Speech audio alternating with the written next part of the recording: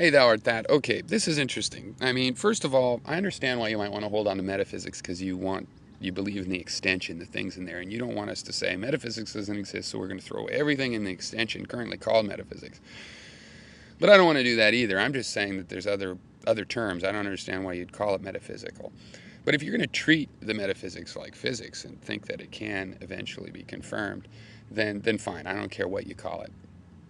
Um, the thing about the thing about this all is that I just think that what you're talking about is a study of the input principles, and I use my skepticism as a way to continually wonder about things. And I have no interest in preserving the literal truths like that the world is particularly external. I'm fine describing gravity the way we describe it, and maybe there's a gravitational field out there, like it seems, or maybe it's just as if there's a gravitational field and it's being generated by, the Matrix or something. I'm fine with that. Uh, so, if you want to, if you want to call it metaphysics, fine, but you have to know that I'm not talking about things that we can't demonstrate right now. That's not the metaphysics I'm denying. For example, string theory. String theory is a big reverse engineering. It's a big as if, it's like, look, we can do this math where everything works out the same way as in quantum theory, and it's based on these strings that quantum theory doesn't posit, but we have. Now, how are we going to test it? Well, there's been a problem with string theory in that it seems theoretically untestable. On the other hand, they're finding by looking deep in space and looking for the remnants of the shape of things at this string scale. The universe was very compact, and the shapes of the strings then have left their mark on an expanded universe. So they may be able to find out. So while string theory has been criticized as potentially being merely metaphysical because it would never be testable, the scientists interested in string theory have not left it at that. They are, of course, as scientists, trying to work towards a day where it can be tested.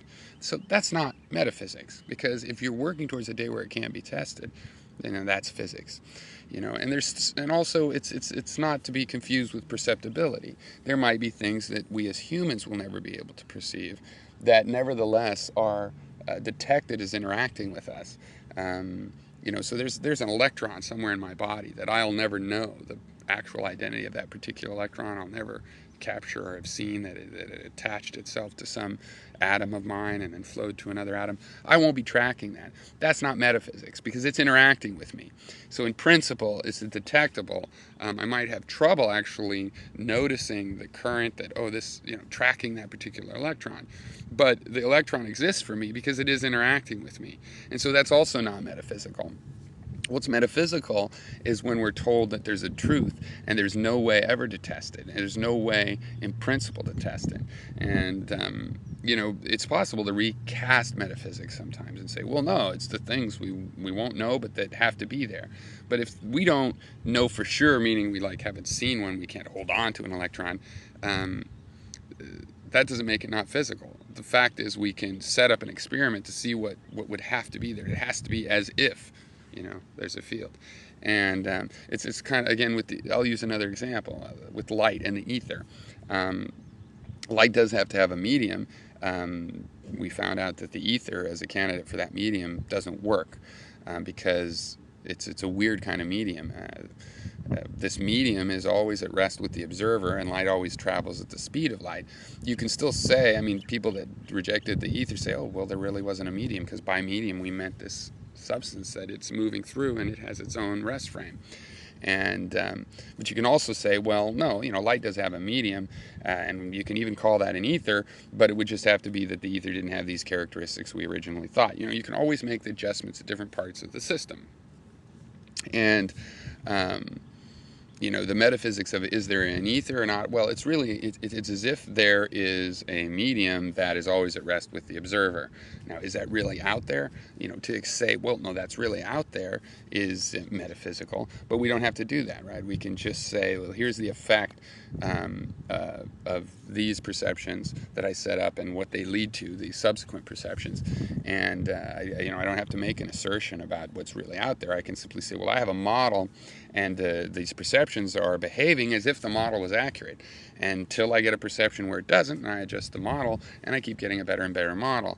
And the idea of metaphysics is to me sort of that you can somehow deduce the model out of thin air rather than out of the stream of perceptions.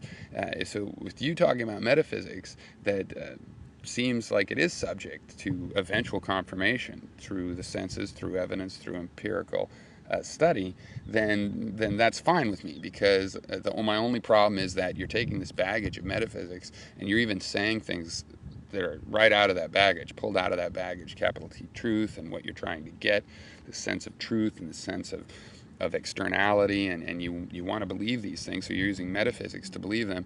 And yeah, that's what metaphysics has been used for, and that's the part I don't like.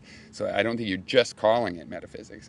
But if 90% of it is this, that, okay, well, you're willing to subject metaphysics to empirical requirements, then okay, what you're calling metaphysics is really physics.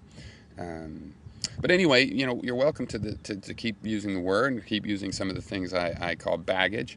I think we've made clear most of our differences here, and we do agree a lot, except for on what terminology and sort of what the cognitive science involved is. If you bring in an old term, it's very easy to think, well, I'm thinking of it in this new way. But the fact is, it's full of these metaphors that as soon as you bring in metaphysics, you bring in these metaphors, and then you're sort of stuck with them, and you're reasoning with them on an unconscious level at that point. And that's why I think it's a danger. If somebody takes themselves to believing metaphysics, then they can easily take themselves to agreeing with things said about metaphysics by people that actually believe in metaphysics this other way, that you've drawn the knowledge straight from the void somehow.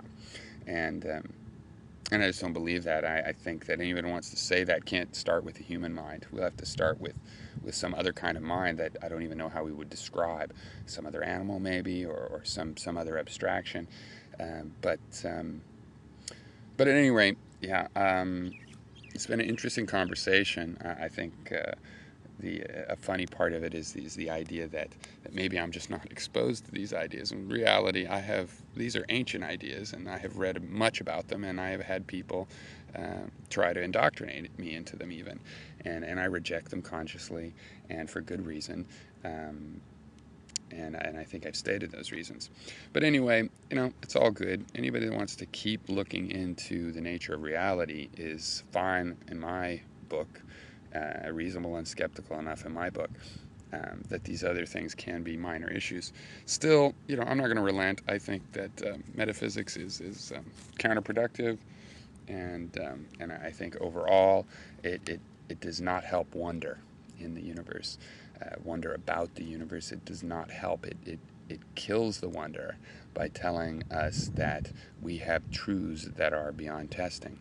And again, you're saying, oh, well, we can test them. Fine. Then that's not the metaphysics of history. You're trying to renovate metaphysics. And you're renovating it in a way such that it is simply a part of what I would call physics and the study of abstraction.